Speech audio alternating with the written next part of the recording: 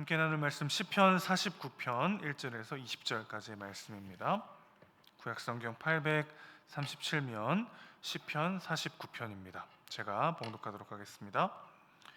뭇 백성들아 이를 들으라. 세상의 거민들아 모두 귀를 기울이라.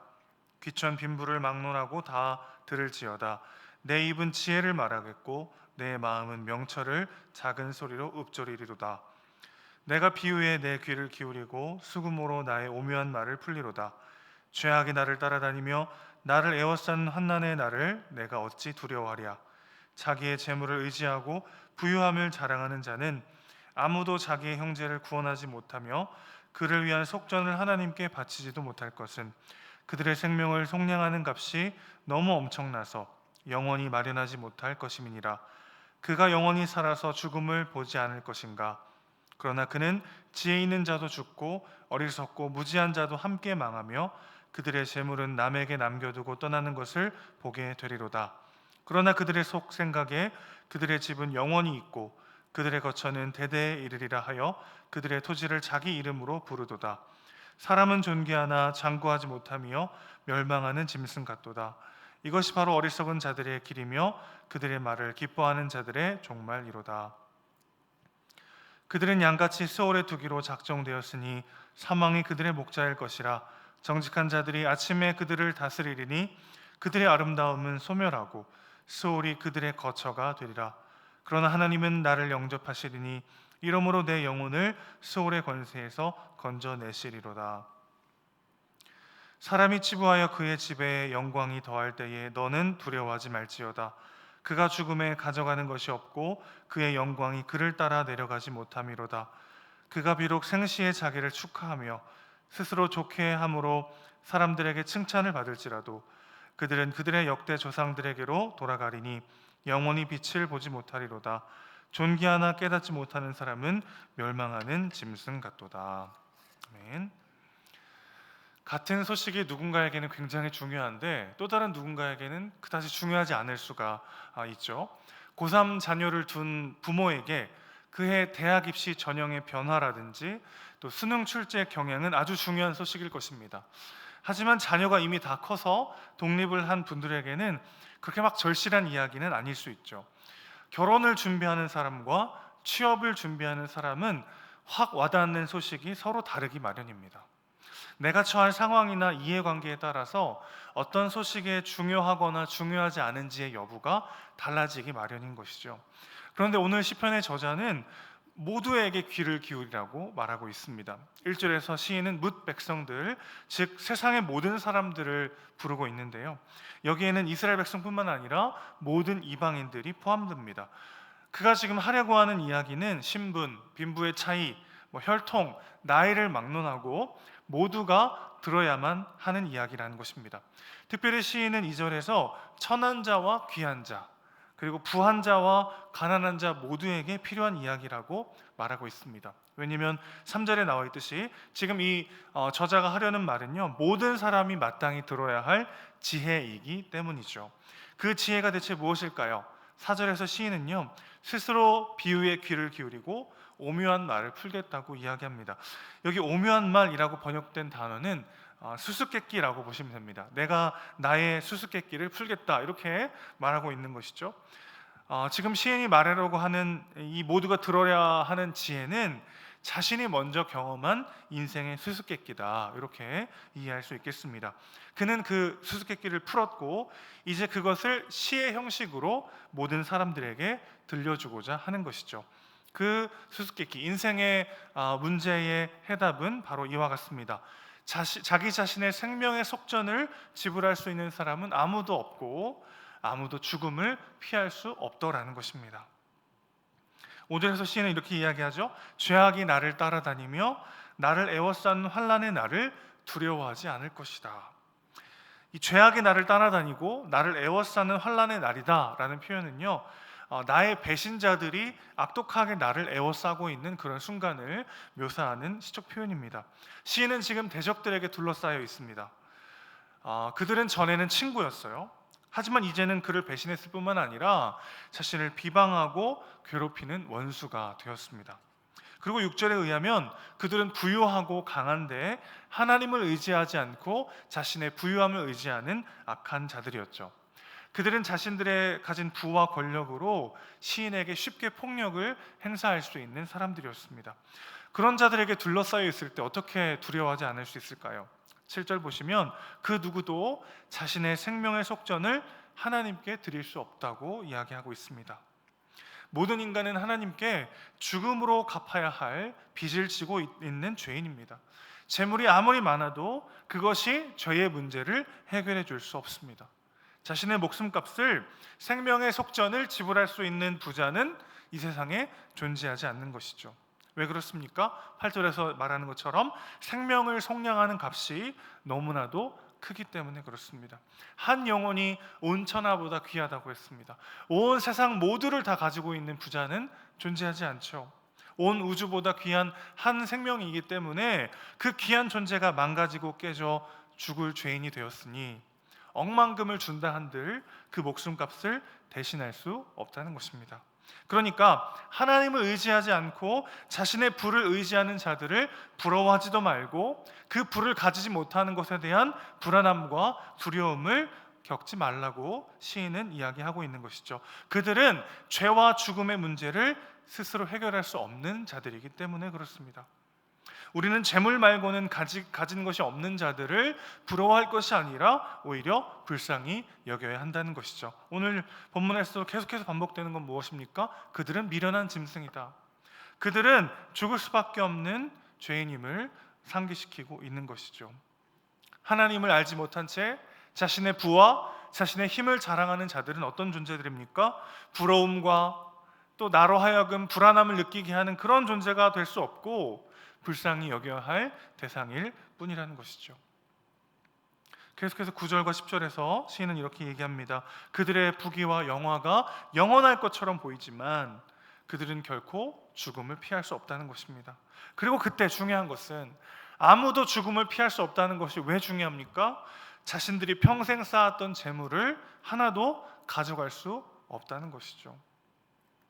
그들의 부귀와 영화가 영원할 것처럼 보이지만 이 세상에서는 그들이 이 세상을 주관하고 그들과 같은 부와 그들과 같은 영화를 누려야만 할 것 같은 불안함과 초조함이 우리 안에 다가올 때도 있지만, 그러나 하나님께서 그 생명을 불러가시면 평생 쌓았던 그 모든 재물을 다 하나도 가져가지 못하고 죽을 수밖에 없다는 것이죠. 한마디로 모든 인간은 소멸하는 존재입니다. 14절 보시면요, 모든 인간이 수월에 두기로 작정된 존재다. 사망이 그들의 목자일 것이다 라고 이야기합니다. 그들의 아름다움은 소멸하고 수월이 그들의 거처가 되리라. 이것이 혈통과 나이와 신분과 상관없이 가난한 자나 부한 자 모두가 피할 수 없는 인생의 마지막인 것이죠. 그렇기 때문에 우리는 누군가가 부함과 영화를 얻는다고 해서 그것 때문에 부러워하거나 혹은 그것 때문에 불안함과 두려움에 휩싸일 이유가 전혀 없다는 것입니다. 마치 이 세상이 영원할 것처럼 생각하고 오늘의 현실에 내 시선과 마음이 고정되어 있을 때 사실은 옆 사람의 흥망성쇠가, 그들의 부귀 영화가 우리의 마음을 뒤흔들 때가 있죠. 그러나 지금 시인은 뭐라고 말하고 있습니까? 인생 전체를 바라봤을 때 그것이 얼마나 짧은 순간인가, 그리고 그것이 얼마나 허망한 것인가, 그리고 그것이 우리의 존재를 결코 보장할 수 없다라는 것을 기억하라고 이야기하고 있고, 바로 이것이 그가 자신의 인생을 통하여 찾은 인생의 지혜요, 인생의 수수께끼의 해답이었다는 것이죠. 그렇게 소멸하는 존재로, 모든 아름다움은 소멸하고 수월고 죽음으로 빠져들 수밖에 없는 인간의 존재를 이야기하면서 시인은 15절에서 위대한 반전을 노래하고 있습니다. 인간이 그렇게 소멸하는 존재이고 수월로 빠져들 수밖에 없는, 죽음을 피할 수 없는 그런 비참한 존재지만, 그런데 이상하게도 시인은 하나님께서 우리를 영접하실 것이라고 노래하고 있습니다. 소멸하는 자를 유일하게 영원하신 분께서 영접하신다. 시인은 이것이 어떻게 가능할지 알지 못했을 것입니다. 그저 믿음으로 그것을 받은 것이죠. 그가 찾지 못했던 마지막 조각은 바로 우리가 알듯이 예수 그리스도입니다. 하나님은 도저히 갚을 수 없는 우리의 생명의 속전값을 우리에게 요구하는 대신에 예수 그리스도의 대속을 통해 친히 갚아주셨습니다. 그 은혜를 믿음으로 받는 자만이 구원을 누리는 것이죠. 반대로 스스로 갚으려고 할 때 그 값이 너무 크기 때문에 영원히 마련할 수 없습니다. 자, 그러니까 우리가 누군가의 부함을 부러워하고 내가 그것을 가지지 못하는 것에 대한 불안함과 두려움을 느끼고 있다면 마치 내 인생을 나 스스로, 내 생명의 속전을 스스로 지불하고 그래서 내 삶의 존재의 기반과 삶의 의미를 스스로 쟁취하려고 하는 어리석은 존재가 된다는 것을 시인은 이야기하고 있는 것이죠. 갚을 수 없는 인생의 속전을 갚으려고, 잡을 수 없는 인생의 의미와 나의 자존을 스스로 쟁취하려고 노력하면 노력할수록 우리는 비참한 존재가 될 수밖에 없지만 그 모든 것들을 은혜로 갚아주시고 우리에게 영원한 하나님의 나라를 유업으로 상속하신 그 하나님의 은혜를 우리가 바라볼 때 현실과 상황이 흔들 수 없는 진정한 담대함과 은혜를 누리게 될 줄로 믿습니다. 그러니 우리는 부러워할 것도 없고 두려워할 것도 없는 존재가 되는 것이죠. 16절 보실까요? 사람이 치부하여 그의 집에 영광이 더할 때에 두려워하지 말지어다. 사람이 치부한다는 게 무슨 뜻입니까? 누군가가 더 큰 부를 얻었을 때 그것을 부러워하고 불안해하며 두려워하지 말라는 것이죠. 참 재미있는 표현이죠. 어떤 사람이 치부했을 때 그의 집에 영광이 더할 때 뭐 하지 말라고 써 있습니까? 두려워하지 말라. 여러분, 누군가가 잘 되고 누군가가 엄청난 부를 얻고 누군가가 더 영광을 얻을 때 우리의 마음속에 부러움이 찾아오기도 하고 불안함이 찾아오기도 하는데 그 뿌리에는 어떤 마음이 있다는 거죠? 두려움이라는 거예요. 두려움. 나도 저 사람보다 더 많이 갖지 못하면 내 삶을 안정적으로 의미 있게 만들지 못할 것 같은 두려움이라는 거죠. 그 두려움을 내려놓으라고 말씀하고 계십니다. 왜 그렇습니까? 그 사람이 때로는 하나님을 의지하지 않고 자신의 부와 자신의 어떠함을 의지하며 사는 사람들의 마지막이 얼마나 비참한가, 그것들을 바라보면서 또 한 가지 무엇이었죠? 그 부가 나의 존재를 결코 확증하고 지켜줄 수 없다는 것을 기억하면서 하나님이 나와 함께 하심, 하나님이 나를 인도하시고 나의 삶을 보장하신다는 것을 기억하며 담대히 오늘 하루를 살아갈 수 있어야 한다는 것입니다. 그렇기 때문에 우리는 재물 말고는 가진 것이 없는 자들을 오히려 불쌍히 여길 수 있어야 하는 것이죠. 돈이 있으면 다 될 것 같은 이 세상에서 돈은 많지만 하나님은 알지 못하는 사람들을 우리는 불쌍히 여길 수 있을까요? 그들을 부러워하고 나도 저 사람들의 삶의 방식과 저 사람들의 마음을 쫓아 살아가야 되는 것은 아닌가라는 두려움이 우리에게 몰려올 때마다 돈이 있지만 하나님이 없는 자들, 그들의 마지막이 얼마나 비참한가를 다시 한번 상기하면서 내 안에 계신 하나님을 붙잡고 내 안에 계신 하나님의 은혜와 담대함을 누리는 우리 모두가 되기를 소원합니다. 19절 보시죠. 그들은 그들의 조상에게로 돌아갈 것입니다. 영원히 빛을 보지 못할 것입니다. 죽을 때 평생 쌓아둔 것을 가져갈 수 없는 존재들일 뿐이죠. 20절에서 말하듯이 존귀하나 깨닫지 못하는 사람은 멸망하는 짐승 같도다. 죽음을 앞두고도 모르는 미련한 짐승이라는 뜻입니다. 우리에게 약속된 영원한 하나님의 나라, 그 하나님의 유업을 믿음의 눈으로 바라보며 진정한 지혜, 하나님을 경외하고 하나님을 의지하여 주님과 동행하는 삶이야말로 가장 복된 길임을 기억하고 그 주님을 의지하는 진정한 지혜로운 삶을 살아가는 저와 여러분 되시기를 주님의 이름으로 축원합니다. 아멘. 기도하겠습니다. 하나님 아버지, 우리는 돈이 지배하는 세상을 살아가고 있습니다. 돈이면 안 될 것이 없을 것 같고 내 인생을 조금 더 안정적이고 풍요롭게 보장하려면 더 많은 재물이 필요한 것 같은 그런 두려움에 빠져 있는 세상의 한복판에 살아가고 있습니다.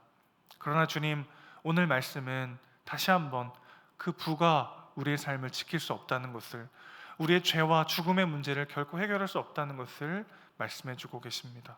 주님, 하나님만이 우리의 유일한 반석이요 피난처이심을 다시 한번 기억하게 하시고, 돈이 많이 있으나 하나님은 없는 자들을 부러워할 것이 아니라 불쌍히 여기며, 가진 것 없으나 내 안에 계신 예수 그리스도로 인하여 진정한 부유함과 자유함과 풍요함과 평안을 누리는 우리 모두가 될 수 있도록 주님 붙잡아 주시옵소서.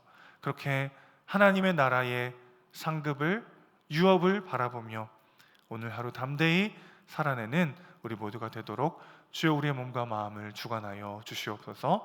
우리의 사랑이시고 주인이신 예수님의 이름으로 기도합니다. 아멘.